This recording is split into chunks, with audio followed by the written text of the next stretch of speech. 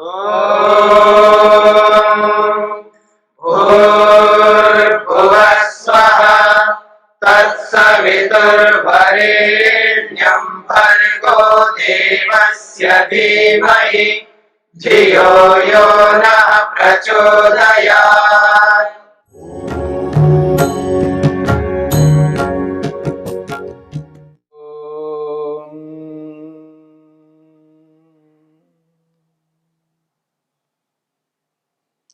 समाधि पाद के 50वें सूत्र को लेकर के हम विचार कर रहे हैं।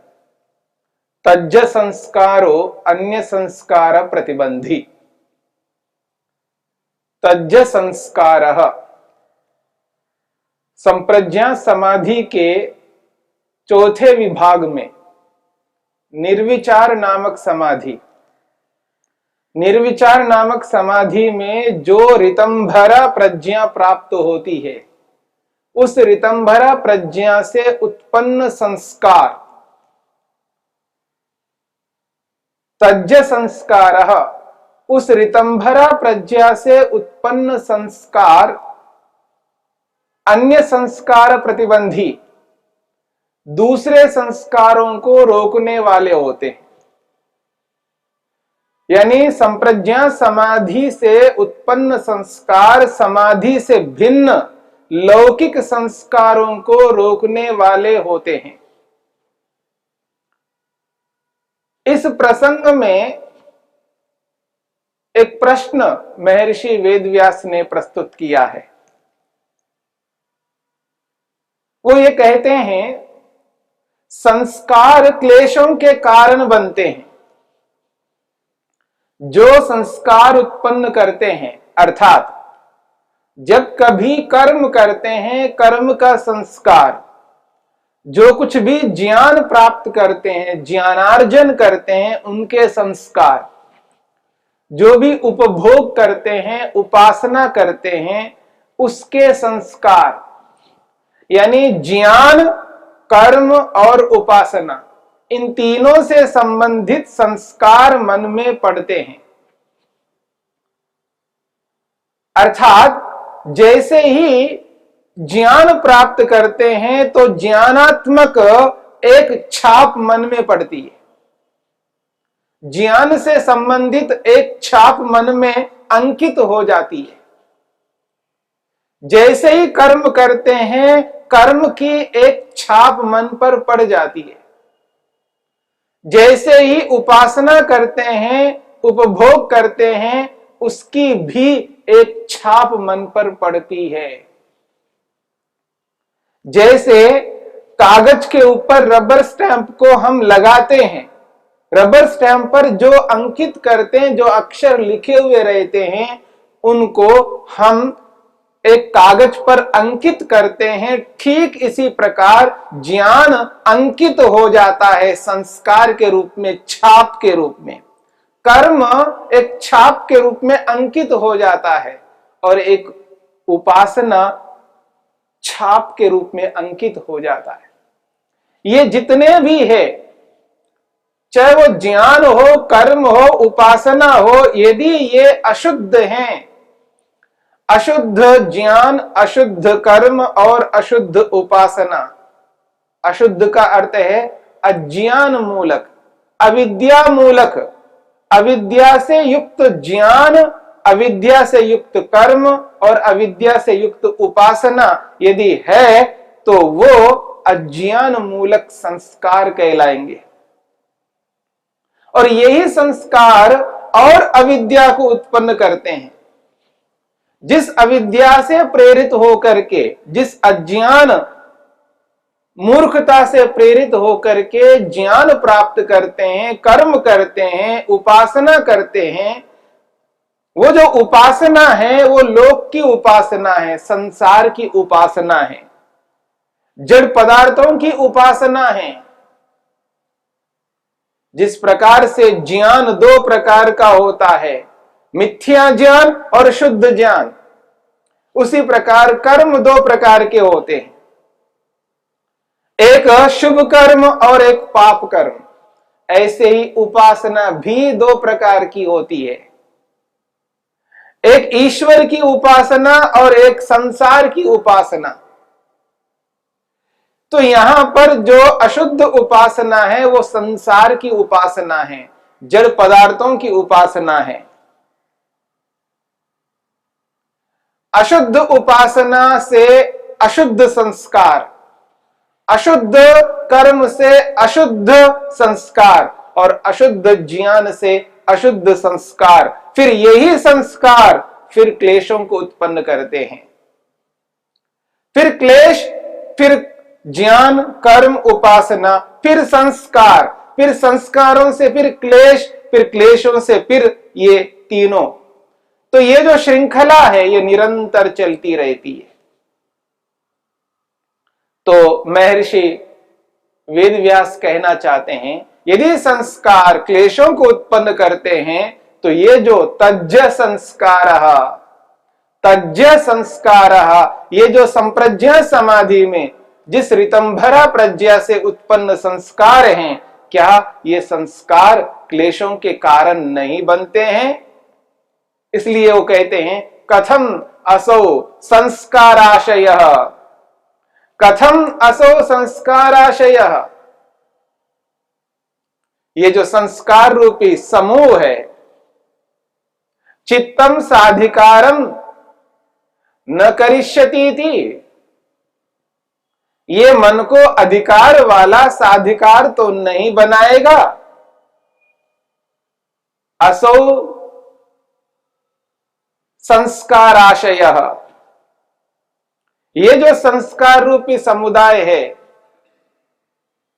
कथम कैसे, चित्तम मन को, साधिकारम अधिकार सहित, न करिष्यति नहीं करेगा, अर्थात मन को, मन के कार्य को ये बनाए नहीं रख पाएगा, क्योंकि ये तो आशय है, संस्कार है।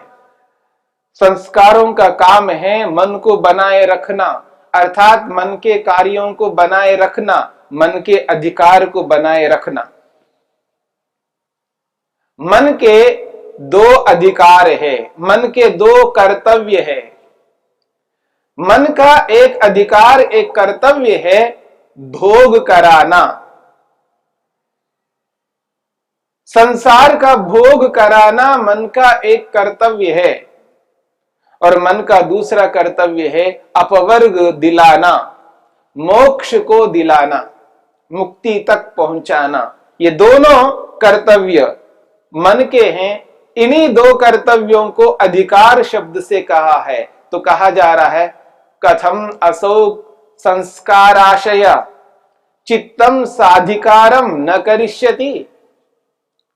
महर्षि वेदव्यास प्रश्न कर रहे हैं, क्या ये जो संस्कारों का समूह है, कैसे संस्कार, जो संप्रज्ञा समाधि में ऋतंभरा प्रज्ञा से उत्पन्न संस्कार, ये संस्कार मन को अधिकार वाला बनाए नहीं रखेगा? क्योंकि संस्कार तो मन को अधिकार वाला बनाए रखता है, यानी मन के कर्तव्य को बनाए रखता है। संस्कार मन को समाप्त नहीं होने देता, मन को वैसा का वैसा बनाए रखता है। जब तक ये संस्कार रहेंगे तब तक मन कार्य करता रहेगा। ऐसी स्थिति में समाधि जन्य ये जो संस्कार है ये मन को बनाए रखेंगे फिर। तो महर्षि वेदव्यास कहना चाहते हैं, नहीं, न ते प्रज्ञाकृताः संस्काराः, न ते प्रज्ञाकृताः संस्कारा क्लेश क्षय हेतुत्वात् चित्तम अधिकार विशिष्टम कुर्वन्ति। वो कहते हैं न ते प्रज्ञाकृताः संस्काराः, वे जो प्रज्ञाकृत संस्कार है यानी ऋतंभरा प्रज्ञा से उत्पन्न संस्कार है, वो जो ऋतंभरा प्रज्ञा से उत्पन्न संस्कार है वो क्लेश क्षय हेतुत्वात्, बहुत बड़ी बात कही है, ये ऋतंभरा प्रज्ञा से उत्पन्न संस्कार क्लेशों को नष्ट करने वाले हैं। वैसे संस्कार क्लेशों को बनाए रखते हैं, क्लेशों को उन्नत करते हैं। पर ये जो संस्कार है ये प्रज्ञा संस्कार है। ऋतंभरा प्रज्ञा से उत्पन्न होने वाले संस्कार है। तत्व ज्ञान से, यथार्थ बोध से उत्पन्न हुए हैं संस्कार। इसलिए क्लेश क्षय हेतुत्वात् ये क्लेशों को नष्ट करने वाले बनते हैं। जब क्लेशों को नष्ट करने वाले बनते हैं तो क्लेशों को कैसे उत्पन्न करेंगे? जिसके कारण क्लेश समाप्त होते हों वो क्लेशों को उत्पन्न नहीं कर सकते। उनका कार्य है क्लेशों को नष्ट करना। ऋतंभरा प्रज्ञा से जो संस्कार उत्पन्न होते हैं वो अविद्या, अस्मिता, राग, द्वेष, अभिनिवेश, या यूं कहिए काम, क्रोध, लोभ, मोह, ईर्ष्या, अहंकार, इन समस्त दोषों को नष्ट करते हैं, समाप्त करते हैं। इसलिए ऋतंभरा प्रज्ञा से उत्पन्न संस्कारों से खतरा नहीं है, कोई मुसीबत नहीं है, कोई बाधा नहीं आने वाली है, कोई समस्या उत्पन्न नहीं हो सकती। समस्या तो उनसे उत्पन्न होती है जो राग से, द्वेष से यदि हम ज्ञान प्राप्त करते हैं, राग द्वेष से युक्त होकर के कर्म करते हैं, राग द्वेष से युक्त होकर के उपासना करते हैं, तब वो क्लेशों को उत्पन्न करेंगे, तब वो संस्कार बनेंगे। और वो संस्कार बनाए रखने के लिए फिर वापस कर्म करने होंगे। इस तरह की श्रृंखला निरंतर चलती रहेगी। ये श्रृंखला कभी नहीं रुक पाएगी। इस श्रृंखला को रोकने के लिए यदि हमें मेहनत, उद्यम, पुरुषार्थ करना है तो महर्षि वेदव्यास कहते हैं समाधि को लगाना। समाधि लगा करके समाधिस्थ संस्कारों को उत्पन्न करना, ऋतंभरा प्रज्ञा को प्राप्त करना। इसलिए वो कह रहे हैं ते प्रज्ञाकृता संस्कारा, वो जो प्रज्ञाकृत संस्कार है क्लेश क्षय हेतुत्वात्, क्लेशों को नष्ट करने वाले होने से, चित्तम, मन को, अधिकार विशिष्टम, अधिकार से युक्त, न कुर्वन्ति, नहीं करते हैं, न कुर्वन्ति, वो बना के नहीं रखते हैं, मन को साधिकार बना के नहीं रखते हैं, मन को बनाया नहीं रख सकते, मन के कार्यों को रोकने वाले बनते हैं, मन के अधिकार को समाप्त करने वाले बनते हैं, मन के कर्तव्यों को पूर्ण करने वाले बनते हैं। इसलिए कहते हैं चित्तम ही ते स्वकार्याद अवसादयन्ति। महर्षि वेदव्यास कहते हैं ते, वो जो प्रज्ञाकृत संस्कार है, ऋतंभरा प्रज्ञा से उत्पन्न संस्कार है, वो संस्कार चित्तम, मन को, स्वकार्याद, उसके कार्य से, अवसादयन्ति, रोक देते हैं।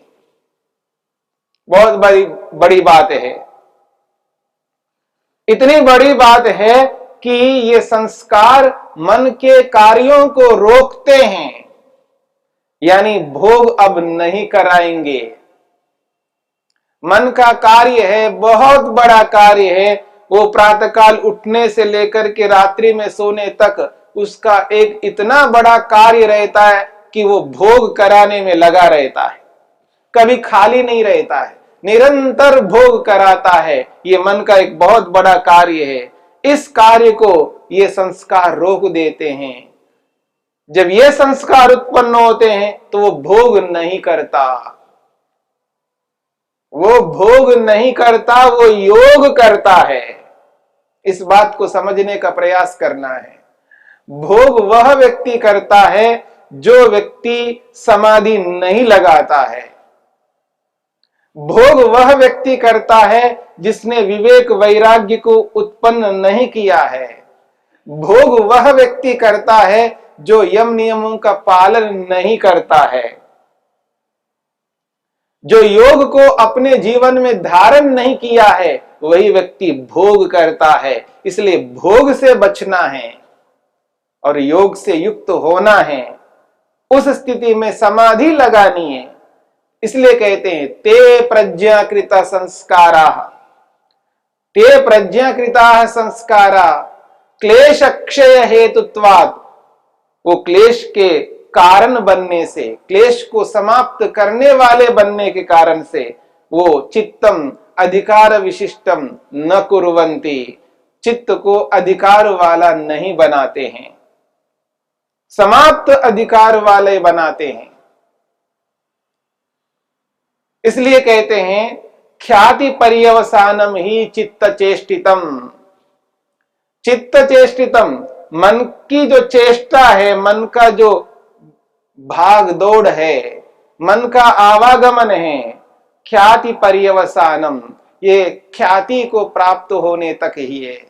विवेक ख्याति को प्राप्त होने तक ही मन इधर उधर दौड़ लगाता है, यानी नाना प्रकार के वृत्तियों से युक्त होता है ये मन, कभी प्रमाण वृत्ति से, कभी विपर्य वृत्ति से, कभी विकल्प वृत्ति से, कभी निद्रा वृत्ति से और कभी स्मृति वृत्ति से युक्त होता है ये मन, क्योंकि उसका कार्य अवशिष्ट है, बचा हुआ है।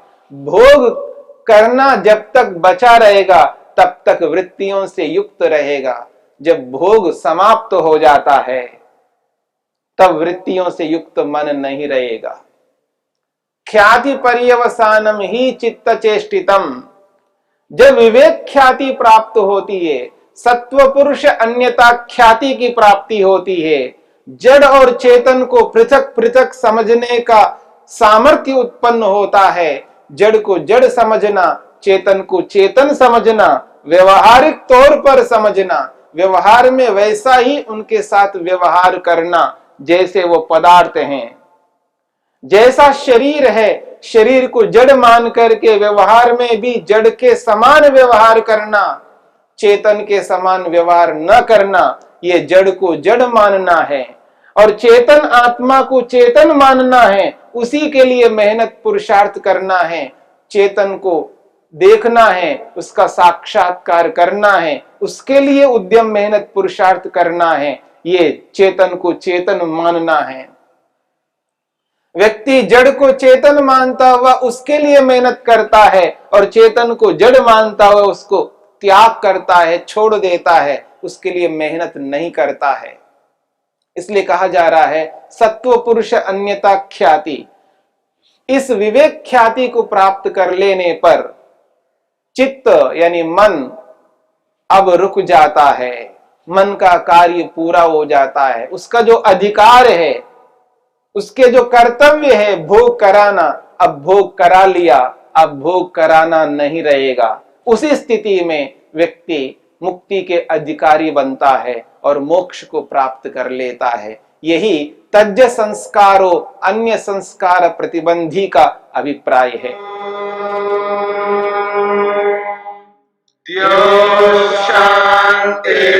शांतिरंतरिक्षं शांति पृथिवी शांतिरापः शांतिरोषधयः शांति वनस्पतयः शांतिर्विश्वे देवाः शांतिर्ब्रह्म शांति सर्वं शांति शांतिरेव शांति क्षमा शांतिरेधि।